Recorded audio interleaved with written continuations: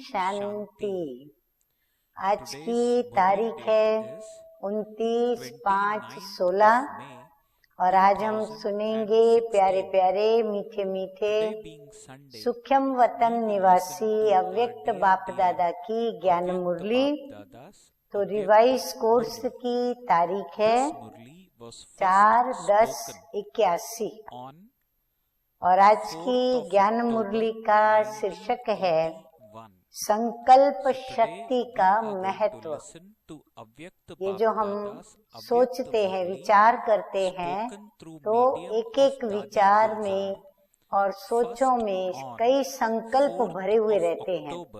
तो संकल्प की शक्ति क्या काम करती है और कितना काम करती है, उसका महत्व बताते हुए मीठे मीठे बाप दादा कहते हैं कि बाप दादा सर्व बच्चों को अंतिम स्टेज, हमारी अंतिम स्टेज क्या होगी?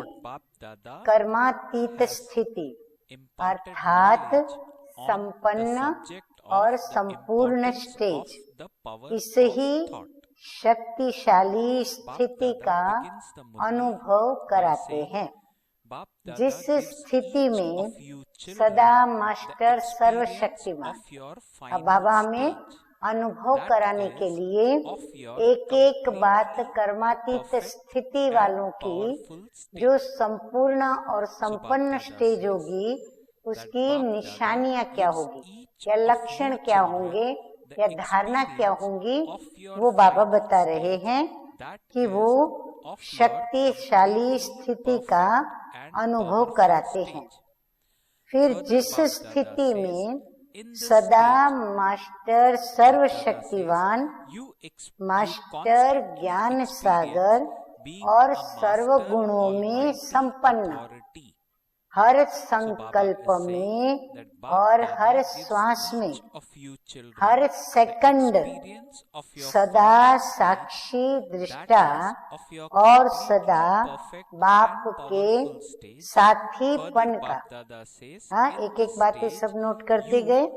सर्वशक्तिमान, ज्ञान सागर, सर्व गुणों में, हर संकल्प में, हर श्वास में और हर सेकंड सदा साक्षी दृष्टा और सदा बाप के साथीपन का और सर्व ब्राह्मण परिवार की श्रेष्ठ आत्माओं के स्नेह सहयोग के साथीपन का सदा अनुभव होगा। ऐसे अनुभूति होगी जैसे साइंस के साधनों द्वारा दूर की वस्तु समीप अनुभव करते हैं। आजकल हम देखते हैं कि कंप्यूटर के जरिए हम दूर की वस्तु समीप अनुभव करते हैं। ऐसे दिव्य बुद्धि द्वारा, जो बाबा ने हमें दिव्य बुद्धि दी है, उसके द्वारा कितनी भी दूर रहने वाली आत्माओं को समीप अनुभव करेंगे। बाबा कहते वो कितनी भी दूर होंगी, पर हम क्या अनुभव करेंगे? यानी कर्मातीत स्थिति वाले क्या अनुभव करेंगे कि वो जैसे हमारे समीप और हमारे सन्मुख हैं। जैसे स्थूल में साथ रहने वाली आत्मा को स्पष्ट देखते, बोलते, सहयोग देते और लेते हो। जैसे प्रैक्टिकल में एक दो को हम देखते हैं जो साथ में रहते हैं, उनसे बातें करते हैं, सुनते हैं, उनको देते हैं, उनसे लेते हैं। ऐसे ही चाहे अमेरिका में बैठी हुई आत्मा हो, लेकिन दिव्य दृष्टि भी कौन सी बाबा नोट करा रहे हैं? दिव्य दृष्टि माने ट्रांस वाली नहीं। एक दिव्य दृष्टि है ट्रांस में जाकर के देखना। तो बाबा कहते वो दिव्य दृष्टि नहीं, लेकिन बाबा ने जो ज्ञान का नेत्र दिया है उस दिव्य दृष्टि के द्वारा, लेकिन रूहानियत भरी दिव्य दृष्टि।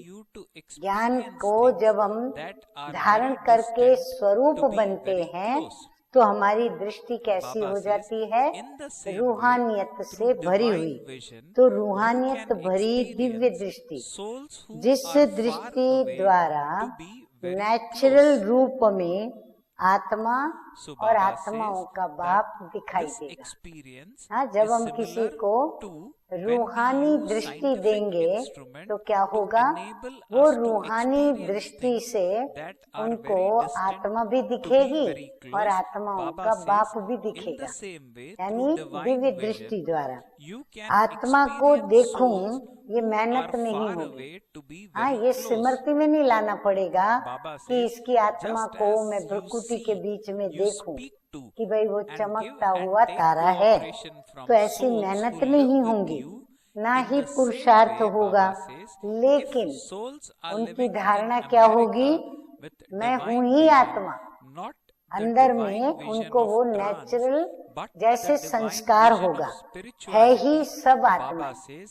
उसको पक्का नहीं करना पड़ता कि ये सब आत्माएं हैं। शरीर का भान ऐसे खोया हुआ होगा जैसे द्वापर से आत्मा का भान खो गया था। हाँ, द्वापर युग से हम देह भान में आए तो आत्मा भान से हम वंचित हो गए। सिवाय आत्मा के कुछ नहीं दिखाई देगा। ऐसी कर्मातीत स्टेज वाली आत्मा को आत्मा के सिवाय कोई भी देहधारी दिखाई नहीं देगा। आत्मा चल रही है, आत्मा कर रही है, बस यही दिखाई देगा। सदा मस्तक मणि के तरफ तन की आंखें व मन की आंखें जाएंगी। वो जब भी किसी को देखेंगे तो उनका ध्यान कहाँ जाएगा? उनके मस्तक के बीच, भाल के बीच, वहाँ आत्मा विराजमान है। तो मन की आंख भी वहाँ जाएगी, तन की आंख भी वहाँ जाएंगी। बाप और आत्माएं यही स्मृति नेचुरल रूप में होंगी। और उस समय की भाषा क्या होंगी? जब हम किसी को रूहानी दृष्टि देते हैं और वो लेते हैं, उस समय एक भाषा निकलती है। तो वो भाषा क्या होगी? श्रेष्ठ संकल्प की भाषा होगी। हाँ, आप देखेंगे हम भी बाबा को याद करते हैं तो बाबा को बाबा से हम दृष्टि लेते हैं। तो उस समय हम ये कैच करने की कोशिश करते हैं कि मैं जो नैनों से अपने संकल्पों का वर्णन बाबा को कर रही हूँ, बाबा मुझे अपनी दिव्य दृष्टि से, रूहानी दृष्टि से क्या बता रहे हैं, है ना? वो भाषा हो जाती है। तो श्रेष्ठ संकल्प की भाषा होगी, भाषण करने वाली भाषा नहीं। हाँ, आवाज हो जिसमें, वो भाषा नहीं। आत्मिक आकर्षण करने वाले होंगे। और आप देखेंगे जो ऐसे देही अभिमानी होते हैं, रूहानी दृष्टि वाले होते हैं, उनको किसकी आकर्षण होती है? बाप की आकर्षण होती है, बाप की याद आती है। बाबा कहते हैं कि बोलने से नहीं, लेकिन स्थिति के द्वारा, श्रेष्ठ जीवन के दर्पण के द्वारा सहज ही स्वरूप का वो अनुभव कराएंगे। उनकी जो धारणा होंगी वो सहज ही अनुभव होंगी। मुख के बजाय नैन ही स्वरूप अनुभव कराने के साधन बन जाएंगे। न उनकी चाल देखनी होगी, न चलन देखनी होगी, न चेहरे पर ध्यान जाएगा, लेकिन उनके जो नैन है वही अनुभव कराने का एक निमित्त साधन बनेगा। नैनों की भाषा संकल्प की भाषा है। सभी ने नोट किया? इस स्लोगन को कहो या परिभाषा को कहो कि नैनों की भाषा संकल्प की भाषा है। संकल्प शक्ति आपके मुख के आवाज की गति से भी तेज गति से काम करेगी। इसलिए श्रेष्ठ संकल्प की शक्ति को ऐसे स्वच्छ बनाओ जो जरा भी व्यर्थ की अस्वच्छता न हो, जिसको कहा जाता है लाइन क्लियर। इतने शुद्ध संकल्प हमारे नैनों की भाषा से बाहर आए जिसमें कोई भी व्यर्थ नजर न आए, इसको बाबा कहते हैं कि लाइन क्लियर। आगे मीठे मीठे बाप दादा कहते हैं कि इस संकल्प शक्ति के द्वारा बहुत ही कार्य सफल होने की सिद्धि अनुभव करेंगे। बाबा कहते हैं ये संकल्प शक्ति जितनी जितनी प्योर होगी, जितनी हमारी लाइन क्लियर होगी, और जितना ही वो संकल्प हमारा दृढ़ता से और शक्तियों से भरा हुआ होगा, उतना हमें सफलता ही नहीं लेकिन उससे भी आगे बढ़कर सिद्धि का अनुभव करेंगे। जिन आत्माओं को, जिन स्थूल कार्यों को व संबंध संपर्क में आने वाली आत्माओं के संस्कारों को, जिन भी आत्माओं से मिलेंगे, जिन भी स्थूल कार्यों को करेंगे, व संबंध संपर्क में आने वालों के संस्कारों के या मुख द्वारा अन्य साधनों द्वारा परिवर्तन करते हुए भी संपूर्ण सफलता अनुभव नहीं करते। इन सभी का साथ सहयोग लेने के बावजूद भी क्या होता है कि परिवर्तन का और सफलता का अनुभव नहीं करते। वे सब उम्मीदें संकल्प की शक्ति के द्वारा संपूर्ण सफल ऐसे हो जाएगी। बाबा कहते हैं ये सब साधनों को वो पीछे छोड़ेगी और एक संकल्प शक्ति के द्वारा संपूर्ण सफलता ऐसे प्राप्त हो जाएगी जैसे सफलता हुई पड़ी, पहले से ही वो हमारा जैसे इंतजार कर रही थी। चारों ओर जैसे स्थूल आकाश में भिन्न भिन्न सितारे देखते हो, ऐसे विश्व के वायुमंडल के आकाश में चारों ओर सफलता के सितारे चमकते हुए देखेंगे। हाँ, जैसे चारों ही ओर सफलता ही सफलता दिखाई पड़ेगी। आगे बाबा कहते हैं कि वर्तमान समय, हाँ, जो समय अभी चल रहा है, उम्मीदों के तारे, हाँ, अंदर में आशाएं होती हैं, अरमान होते हैं, उम्मीदें होती हैं, तो उम्मीदों के तारे और सफलता के तारे दोनों दिखाई देते हैं। अभी दोनों तारे मिक्स हैं। उम्मीद है माना आशा है, इतना निश्चय नहीं कि सफलता ही होगी, सफलता हुई पड़ी है। तो ये दोनों प्रकार के तारे दिखाई देते हैं, लेकिन अंतिम समय, अंतिम स्थिति में क्या होगा? बाप के अंत में खोए हुए श्रेष्ठ स्थिति में सफलता के सितारे ही होंगे।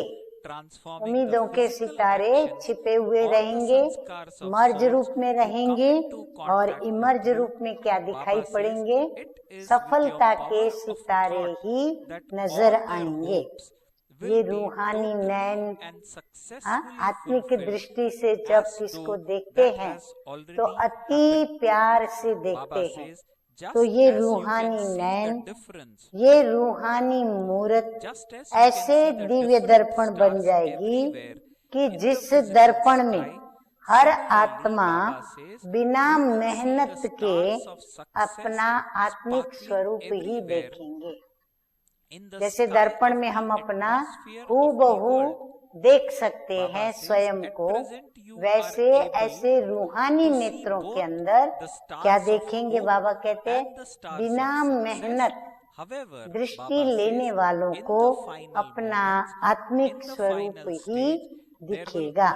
सेकंड में इस दर्पण द्वारा आत्मिक स्वरूप का अनुभव करने के कारण बाप की तरफ वो आकर्षित हो, उनको बाप की आकर्षण होंगी और फिर उस आकर्षण में कहेंगे, अहो प्रभु के गीत गाते देह भान से सहज अर्पण हो जाएंगे, बलिहार जाएंगे प्रभु पर। अहो आपका भाग्य, अहो मेरा भाग्य, उनके हृदय से आत्मा से आवाज आएगी, संकल्पों से वो भाषा निकलेगी कि अहो आपका भाग्य, अहो मेरा भाग्य। इस भाग्य की अनुभूति के कारण देह और देह के संबंध की स्मृति का वो त्याग कर देंगे, क्योंकि भाग्य के आगे त्याग करना अति सहज है। कभी भी हमें ऊंचा भाग्य दिखाई पड़ता है या ऊंची प्राप्ति दिखाई पड़ती है तो उसके लिए हम कुछ भी त्यागने को तैयार हो जाते हैं। उसमें भी यदि मनोवांछित प्राप्ति है तब तो हमें त्याग करने में कोई मेहनत नहीं पड़ती, सहज क्या, परंतु बाबा कहते हैं अति सहज हो जाता है। आगे प्यारे प्यारे बाबा कहते हैं कि आप सब भी इस सहज त्याग और भाग्य को लेने चाहते हो व देने वाले बनना चाहते हो। बाबा कहते आप भाग्य लेने वाले लेवता बनने चाहते हो या भाग्य बांटने वाले देने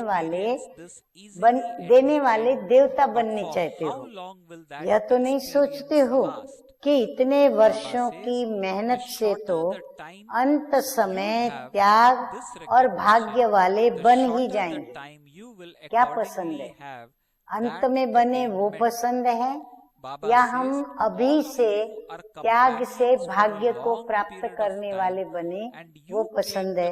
बाबा पूछ रहे हैं कि क्या पसंद है। अंत में सहज अनुभव जरूर करेंगे, लेकिन कितने समय का अनुभव होगा? थोड़े समय का, अल्प समय का।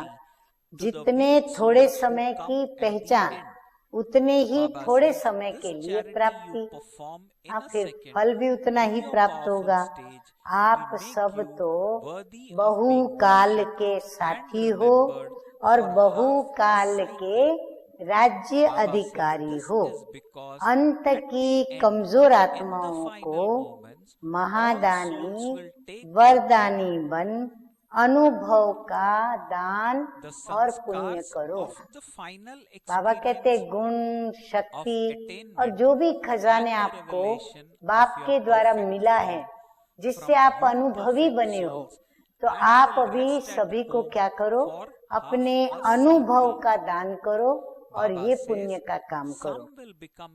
यही सेकंड का शक्तिशाली स्थिति द्वारा किया हुआ पुण्य आधा कल्प के लिए पूजनीय और गायन योग्य बना देगा, क्योंकि अंतिम काल में आत्माओं के अंतिम समय में आप संपूर्ण आत्माओं के द्वारा प्राप्ति के अनुभव और संपूर्ण स्वरूप के प्रत्यक्षता का संपन्न स्वरूप। बाबा कहते हैं आपका जो पुण्य है, आपके अनुभव का जो दान है, वो क्या करेगा? अंतिम समय जब वो देह त्यागने पर होंगे तो आपके नैनों के द्वारा उन्हें अंतिम अनुभव होगा। कौन सा? संपूर्ण स्वरूप के प्रत्यक्षता। संपूर्ण स्वरूप क्या होता है, उसकी प्रत्यक्षता का उन्हें अनुभव होगा। और यही अंतिम अनुभव का संस्कार लेकर आत्माएं आधा कल्प के लिए अपने घर में विश्रामी होंगे। कितनी गहरी बात। जैसे किसी मरने वाले के आगे अक्सर क्या करते हैं, प्रभु की स्मृति दिलाते हैं। क्यों? क्योंकि ताकि वो प्रभु की स्मृति में अपने घर को सहज जावे। वैसे बाबा कहते हैं कि अंतिम समय अगर वो स्मृति के साथ अगर गए तो बाबा कहते वो परम धाम में जाएंगे। फिर परम धाम में जाने के बाद क्या करेंगे, वो आधा कल्प के लिए वो विश्रामी होंगे।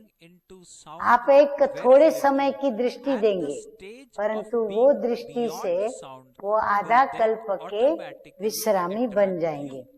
कुछ प्रजा बनेगी उसमें से, कुछ भक्त बनेंगे।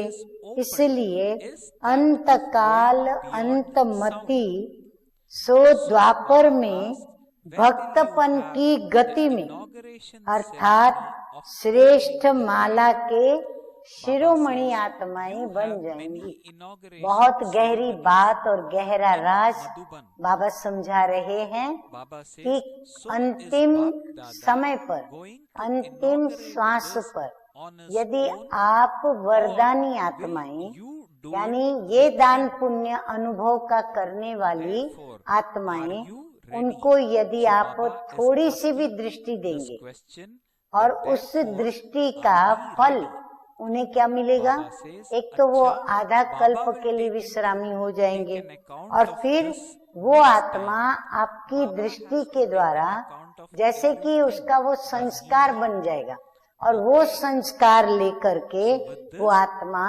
क्या करेगी, भक्ति मार्ग में या तो आपकी भक्त बनेगी या प्रजापद में आएगी और फिर वो आपके पूज्यनीय स्वरूप की फिर माला सिमरन करेगी, पूजेंगी भी आपको और आपकी माला भी सिमरन करेगी।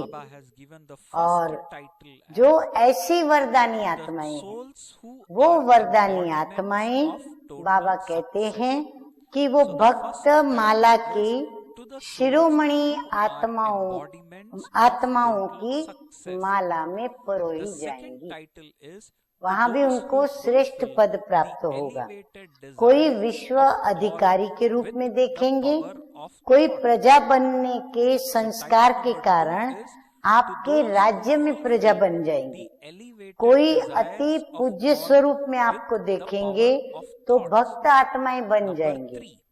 तो ऐसी श्रेष्ठ स्थिति, जिस स्थिति द्वारा इतनी सिद्धि को आप पाएंगे, ऐसी श्रेष्ठता का अनुभव कर रहे हो, यानी इतना संकल्प हमारा पावरफुल और दृढ़ता से भरा हुआ, लाइन क्लियर वाला, सिद्धि को प्राप्त करने वाला यदि हमारा होगा तो हमारे संकल्प नैनों के द्वारा सभी का उद्धार कर देगा। संकल्प के खजाने के महत्व को जानते हुए श्रेष्ठ संकल्प की शक्ति को जमा कर रहे हो। इसके लिए हमें क्या करना पड़े, इतने सकारात्मक संकल्पों में चलना पड़े, आदत डालनी पड़े, संस्कार बनाना पड़े, जिससे हमारे अंदर श्रेष्ठ संकल्पों की शक्ति जमा हो। तो समझा अंतिम स्टेज क्या है, कितनी पावरफुल स्टेज है। आगे बाप दादा कहते हैं, बाप दादा भी तो आवाज से परे जाएंगे। हाँ, बाबा भी फिर अपने परम धाम में आवाज से परे जाएंगे या फिर आवाज में ही आएंगे। क्या करेंगे बाप दादा, आवाज में तो नहीं आएंगे। इसीलिए आप भी प्रैक्टिस करो कम से कम आवाज में आने की, तो आवाज से परे की स्थिति स्वतः ही आकर्षण करेगी। हाँ, जितना हम कम बोलेंगे, जितना हम मौन में रहेंगे, आवाज से परे की स्थिति में रहेंगे, बाबा की याद में रहेंगे, तो बाबा कहते हैं आपकी वह स्थिति स्वतः ही सर्व को क्या करेगी, आकर्षण करेगी। पहला गेट तो आवाज से परे जाने का ही खुलता है ना। बाबा कहते हैं पहले आप जाएंगे परम धाम, तो वो है आवाज से परे होने का गेट। तो गेट खोलने का उद्घाटन कब करेंगे? हाँ, वतन में जाना तो सभी को बाबा के साथ है, तो इसीलिए उसका उद्घाटन कब करेंगे? और तो उद्घाटन बहुत करते हो ना, हाँ, प्रदर्शनियों के, मेले के, कॉन्फ्रेंस के, नए सेवा केंद्र के, नए रिट्रीट हाउस के, भवन के, हाँ, जमीन के, प्लॉट के, क्या क्या नहीं पता नहीं उद्घाटन करते हैं। तो और तो उद्घाटन बहुत करते हो मधुबन में, हाँ, और वो भी मधुबन में तो कितने उद्घाटन। इसका उद्घाटन बाबा अकेले करेंगे या साथ में करेंगे? हाँ, बाबा अकेला करेगा या हम बच्चे भी साथ में होंगे? तो तैयार हो? हाँ, हम बच्चे तो यही कहते कि हम भी साथ में होंगे। तो बाबा पूछ रहे हैं कि तो इसके लिए तैयार हो? अच्छा, फिर दूसरी बारी इसका हिसाब लेंगे। हाँ, कितने तैयार हो, नहीं हो, कैसे तैयार रहो, ये फिर दूसरी बारी हिसाब लेंगे। हिसाब तो लेना पड़ेगा ना। हाँ, इतना भारी उद्घाटन ऊंचे ते ऊंचे स्थान का, ऊंचे ते ऊंचे धाम का, तो बाबा कहते हैं हिसाब तो लेना पड़ेगा ना। अच्छा, ऐसे सर्व सिद्धि स्वरूप आत्माओं को संकल्प शक्ति द्वारा सर्व की श्रेष्ठ कामनाओं को पूर्ण करने वाले स्व के संपन्न दर्पण द्वारा सर्व आत्माओं को निजी स्वरूप दिखाने वाले बाप को प्रत्यक्ष कर सर्व शक्तियों के वरदानी स्वरूप पुण्य आत्माओं को बाप दादा का याद प्यार और नमस्ते। हम रूहानी बच्चों का रूहानी बाप दादा को याद प्यार, गुड मॉर्निंग और नमस्ते नमस्ते।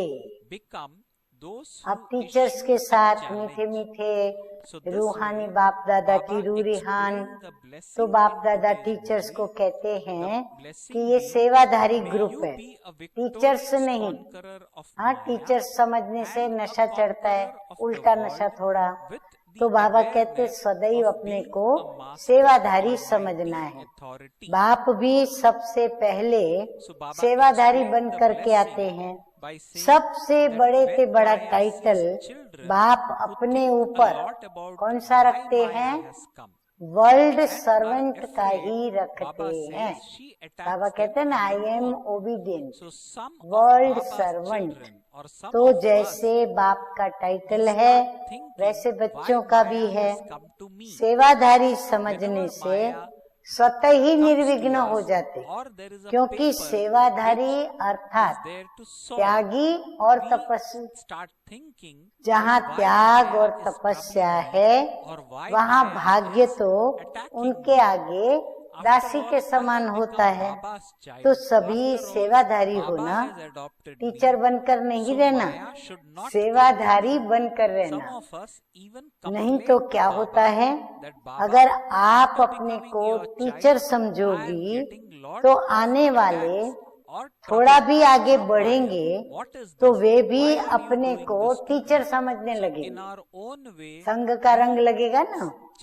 टीचर समझने से सूक्ष्म में ये कामना उत्पन्न होती है कि कोई गद्दी मिले, हाँ, कोई सीट मिले, हाँ, हम कहाँ के कोई पद के इंचार्ज बने या पद मिले, कोई स्थान मिले। ये भी माया का बहुत बड़ा विघ्न है कि हम किसी स्थान को प्राप्त करें, हम किसी विशेष स्थान पर विशेष इंचार्ज कहलाएं विशेष हमारा पद हो, तो बाबा कहते ये माया का बहुत बड़ा विघ्न है। हाँ, सभी सेवादारी बहनें ध्यान से सुन रही हो ना। आगे मीठे मीठे बाप दादा कहते हैं, यदि मैं टीचर हूँ तो मुझे क्या चाहिए? सीट चाहिए। टीचर कहेगी मुझे सीट चाहिए, फिर टीचर को मान चाहिए, शान चाहिए। सेवाधारी देने वाले होते हैं, लेने वाले नहीं। चाहिए माना मान लेना। तो बाबा कहते लेने वाले नहीं, लेकिन देने वाले। तो जैसे आप निमित्त आत्माएं होंगी, वैसे और भी आपको देखकर सेवाधारी सदा रहेंगे। फिर चारों ओर त्याग तपस्या का ही वातावरण रहेगा। जहाँ त्याग और तपस्या का वातावरण है, वहाँ सदा क्या होगा? विघ्न विनाशक की स्टेज है, वो ऑटोमेटिकली विघ्न विनाशक होंगे। तो सभी सेवाधारी हो ना। टीचर कहने से स्टूडेंट भी कहते हैं हम भी कम नहीं, वो भी फिर टीचर के आगे दिखाते हैं, यदि आप टीचर हो तो हम भी कम नहीं। सेवाधारी कहने से नंबर 1 भी है, तो 1-2 से कम भी है। हाँ, सेवादारी कहने से नंबर 1 है बाबा की नजरों में, परंतु 1-2 से कम भी है। फिर कंपैरिजन में देखो तो कोई बड़ा है, महारथी है, अतिरथी है, तो नाम भी अपना सेवाधारी समझो और स्वयं को सेवाधारी समझ कर चलो। सारे विघ्नों की जड़ है अपने को टीचर समझकर स्टेज लेना। मैं टीचर हूँ, इंचार्ज हूँ, सब जोन इंचार्ज हूँ, जोन इंचार्ज हूँ, तो मुझे तो स्टेज पर सीट चाहिए। फिर फॉलो टीचर करते हैं, फॉलो फादर नहीं करते। फिर क्या करते हैं? जो विद्यार्थी होते हैं वो भी फॉलो टीचर करते हैं, फॉलो फादर नहीं करते।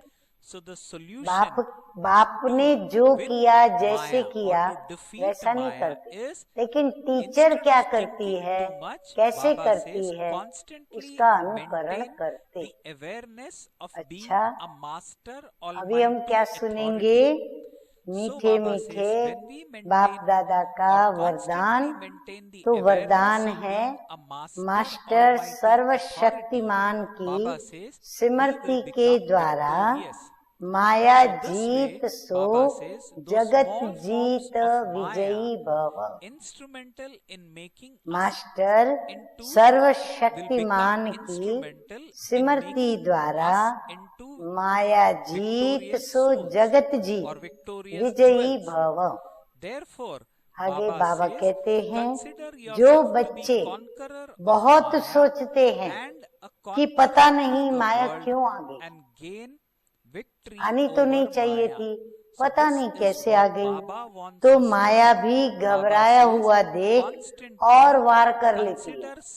जब देखती है अभी बड़ा घबराया हुआ है, सोचों में है, तो और उस पर उसकी कमजोरी देखकर वार कर लेती है। इसलिए सोचने के बजाय सदा मास्टर सर्वशक्तिमान की स्मृति में रहो तो विजयी बन जाएंगे।